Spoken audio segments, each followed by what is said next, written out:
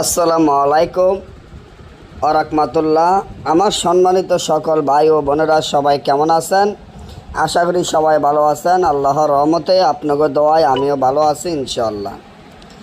শত্রুকে বাধ্য বশ করা যে তাবিজটি আমার স্ক্রিনে আপনারা দেখতে পাচ্ছেন, আলহামদুলিল্লাহ এই তাবিজের মাধ্যমে শত্রুকে বাধ্য বশ করতে পারবেন। 100% পরীক্ষিত আমল।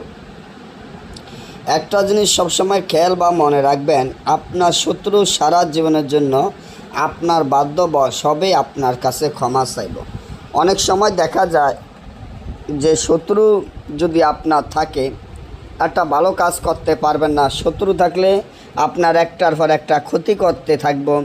শত্রু দেখা যায় যে আপনার জায়গা জমিন জোর দখল করে খায়। শত্রু আপনার টাকা পয়সা নিয়ে আত্মসাৎ করে দিচ্ছে না, এবং শত্রু অনেক ক্ষমতা দেখায়।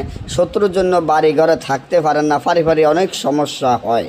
এই শত্রুকে চান যে বাধ্য বশ করে শত্রু যাতে নিজে ইচ্ছায়িতভাবে বাধ্য বশ হয়ে আপনার কাছে ক্ষমা চেয়ে আপনার টাকা পয়সা বা ধন দৌলত বা জায়গা জমিন আপনাকে দিয়ে দেয়। আপনি যা বলেন শত্রু তাই শোনে। তার জন্য এই তাবিজটি যেভাবে আছে ঠিক সেভাবে লিখতে হবে। এই যেভাবে আছে সেভাবে লিখিয়া, এবং এই তাবিজটি মেশকো জাফরান কালি দ্বারা লিখিয়া নিচনের নাম লিখে, শত্রুর নাম, শত্রুর পিতার নাম, আপনার নাম, আপনার পিতার নাম লিখিয়া এটা যদি একটি পাথর সাফা দিয়ে রাখেন, পাথরের নিচে রাখার সাথে সাথে আপনার শত্রু আপনার বাধ্য বশ হয়ে আপনার কাছে ছুটে আসতে বাধ্য হবে, আপনার কাছে ক্ষমা চাইব, আপনি যা বলবেন তাই শুনবে।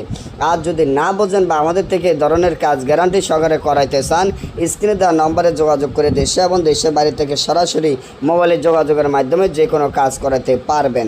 সকলে ভালো থাকবেন। পরবর্তী ভিডিও পাওয়ার জন্য চ্যানেলটি সাবস্ক্রাইব করেন, লাইক করেন, আপনাদের বন্ধুদের সাথে ফেসবুকে শেয়ার করবেন। সকলে ভালো থাকবেন। আল্লাহ হাফেজ।